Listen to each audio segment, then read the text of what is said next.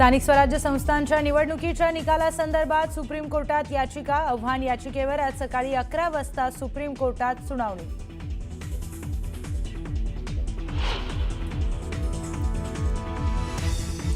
भाजप प्रदेशाध्यक्ष रवींद्र चव्हाणांची सावंतवाडीत पत्रकार परिषद। राजकीय घडामोडी आणि निलेश राणेंनी केलेल्या आरोपांवर चव्हाण काय बोलणार याकडे लक्ष।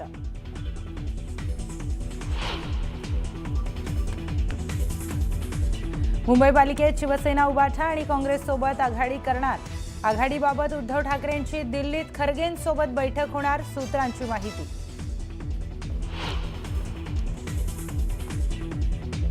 मुद्रांक शुल्काची 21 कोटी रुपये रक्कम भरण्यासंदर्भातील नोटीस अमेडिया कंपनीकडून अमान्य।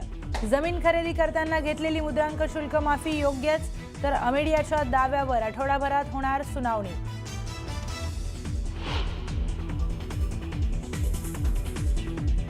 पुण्याच्या मुंडव्यातील जमीन गैरव्यवहार प्रकरणी शीतल तेजवानीला 11 डिसेंबरपर्यंत पोलीस कोठडी। तपासात तेजवानी सहकार्य करत नसल्याचा पोलिसांचा दावा।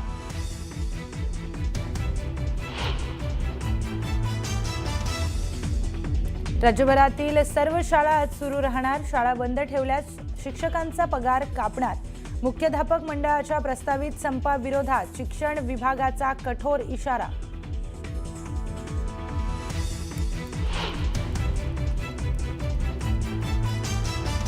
मुंबईतल्या गोरेगावमधील विवेक ज्युनियर कॉलेजने केली बुरखाबंदी। मुस्लिम विद्यार्थिनींमधून नाराजी व्यक्त।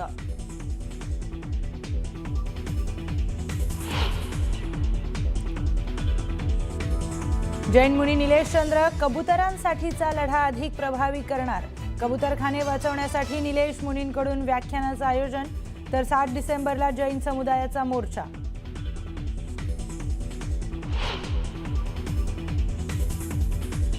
राष्ट्रपती भवनात आज पुतीन यांचं होणार औपचारिक स्वागत। भारत रशिया दरम्यान मोदी आणि पुतीन यांच्या दरम्यान संरक्षण, ऊर्जा, व्यापारासमवेत होणार महत्त्वाची चर्चा।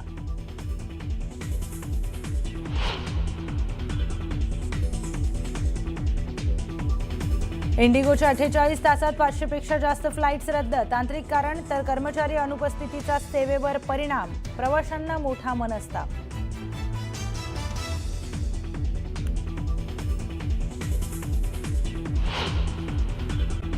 छत्रपती संभाजीनगरच्या भगवान महावीर चौकात सिग्नलवर थांबलेल्या कारनं अचानक पेट घेतला। सुदैवानं यात कोणतीही जीवितहानी नाही, मात्र कारचं मोठं नुकसान झालंय।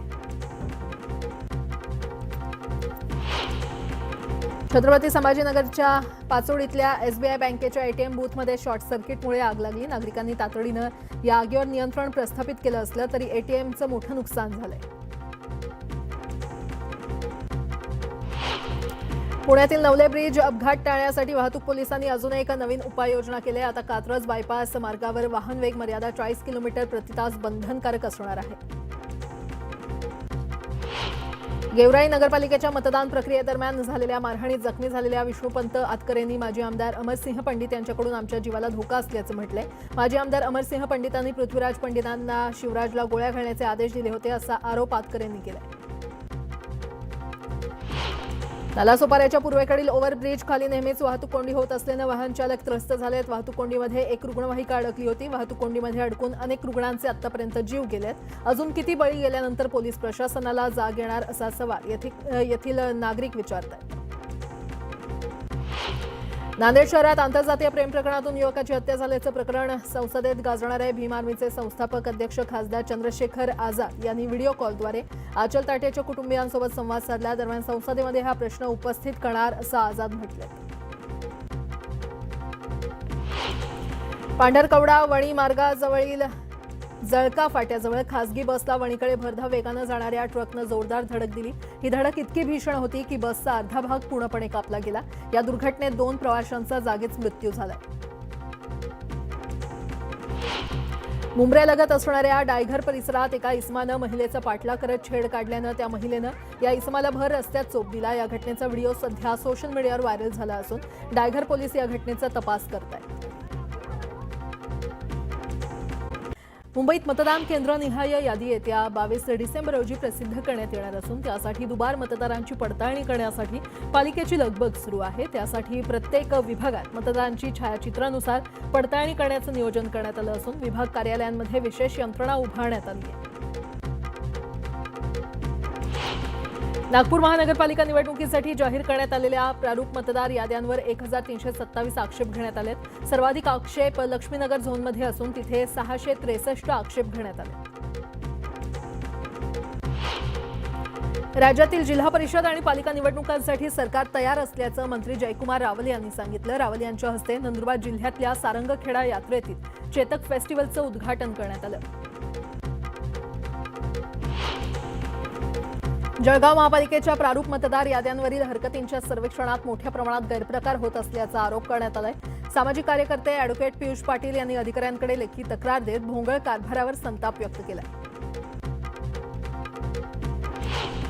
अहिल्यानगर जिल्ह्यामध्ये आगामी पालिका, जिल्हा परिषद आणि पंचायत समिती निवडणुकांसाठी शिवसेना उबाठा पक्षाच्या मुलाखती पार पडल्या। इच्छुकांनी समर्थकांसह मोठं शक्तीप्रदर्शन करत वातावरण तापवलं। पालिकेसाठी 217, जिल्हा परिषदेसाठी 98 तर पंचायत समितीसाठी 141 अर्ज दाखल झाले। पुण्यातील मुंढवा जमीन गैरव्यवहार प्रकरणी मोठी बातमी समोर आली आहे। अमेडिया कंपनीकडून मुद्रांक शुल्क भरण्यास नकार देण्यात आलाय। मुद्रांक शुल्क 21 कोटींची नोटीस अमान्य करण्यात आली आहे। जमीन खरेदी करताना घेतलेली मुद्रांक शुल्क माफी योग्य आहे या संदर्भात लेखी म्हणणं सादर केल्यानंतर येत्या आठवड्याभरात यावर सुनावणी होणार आहे। गेल्या काही दिवसांपासून राज्यात गारठा वाढलाय। थंडीची लाट ओसरली असली तरी किमान तापमानातील घट कायम असल्यानं गारठा कायम आहे। दरम्यान पुढील काही दिवस राज्यात गारठा कायम राहण्याची शक्यता हवामान खात्यानं वर्तवली आहे। एका महिन्याच्या कालावधीत सोनं आणि चांदीच्या दरांनी ऐतिहासिक उसळी घेतली आहे। सोन्याच्या दरात प्रति 10 ग्रॅम मागे तब्बल 7,800ची तर चांदीच्या दरात प्रति किलो मागे 30,000 रुपयांची विक्रमी वाढ झाली आहे। भारतीय रेल्वेतील रिक्त पदं भरण्याचं काम वेगानं सुरू आहे। सध्या रेल्वेमध्ये 1,20,579 पदांची भरती प्रक्रिया विविध टप्प्यात सुरू असल्याची माहिती रेल्वे मंत्री अश्विनी वैष्णव यांनी दिली आहे। डॉक्टर बाबासाहेब आंबेडकर यांच्या महापरिनिर्वाण दिनानिमित्त होणारी प्रवाशांची गर्दी लक्षात घेता नागपूरसह महाराष्ट्रातील 13 प्रमुख रेल्वे स्थानकांवर प्लॅटफॉर्म तिकीट विक्रीवर तात्पुरते निर्बंध घालण्यात आलेत। 5 ते 7 डिसेंबरपर्यंत ही व्यवस्था राहणार आहे। संच मान्यतेचे निकष, कमी पटाच्या शाळा बंद करण्याचा घाट याचा राज्यातील मुलींच्या शिक्षणावर मोठ्या प्रमाणात परिणाम होतोय असं दिसून आलंय। शुल्क माफीपासून प्रवास भत्त्यापर्यंत अनेक योजना राबवून देखील यंदा राज्यातील 15,357 किशोरवयीन मुली शिक्षण प्रवाहाबाहेर असल्याचं केंद्र शासनानं जाहीर केलेल्या आकडेवारीवरून उघड झालंय। राज्यातील बालविवाहांची कुप्रथा आणि घराजवळ शाळा नसल्यानं मुलींचं शिक्षण थांबतंय।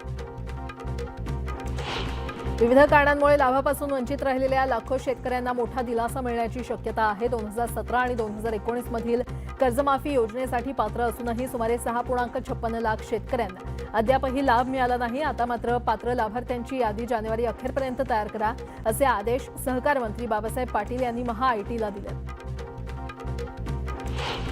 8 डिसेंबरपासून नागपूरमध्ये होणाऱ्या हिवाळी अधिवेशनात 33 मोर्चे धडकणार आहेत। 22 संघटनांनी धरणे आंदोलन तर 17 संघटनांनी साखळी उपोषणाला परवानगी मागितली आहे।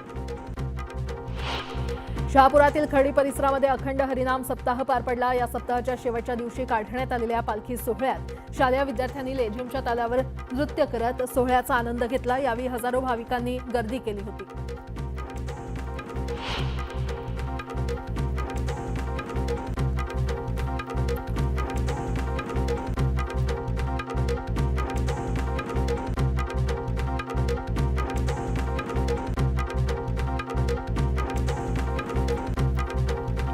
बीड जिल्हा शिक्षण विभागातील 14 शिक्षक निलंबित करण्यात आलेले आहेत। UDID कार्ड सादर करण्याच्या आदेशानंतरही काही शिक्षकांनी आपली प्रमाणपत्र सादर केली नाहीत, त्यामुळे ही कारवाई करण्यात आली आहे। प्रमाणपत्र न सादर करणाऱ्या संबंधित सर्व शिक्षकांवर विभागीय चौकशी सुरू केली जाणार आहे।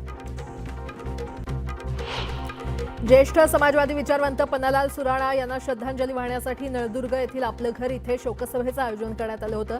या शोकसभेला माजी मंत्री मधुकरराव चव्हाण, आमदार प्रवीण स्वामी, दिवंगत पन्नालाल सुराणा यांची मुलगी आणि मुलगा यांच्यासह अनेक सामाजिक संस्थांचे कार्यकर्ते उपस्थित होते। आरोग्यमंत्री प्रकाश आंबेडकरांनी गुरुवारी रात्री उशिरा कराड येथील वेणुताई चव्हाण उपजिल्हा रुग्णालयाला अचानक भेट दिली। यावेळी आरोग्यमंत्र्यांनी रात्रीच्या सोयी सुविधांचा आढावा घेत महिला रुग्णांशी संवाद साधला। धाराशिवमधल्या तुळजापूर तालुक्यातील गंजेवाडी येथील पाझर तलावातून होणाऱ्या पाण्याच्या पाझरामुळे शेतकरी दत्तात्रय पांडुरंग गंजेंची 4 एकर सुपीक जमीन पूर्णपणे नापीक झाली आहे। प्रशासनानं याची तात्काळ पाहणी करून पाझर तलावाचा कायमस्वरूपी बंदोबस्त करावा अशी मागणी शेतकरी गंजेंनी केली आहे।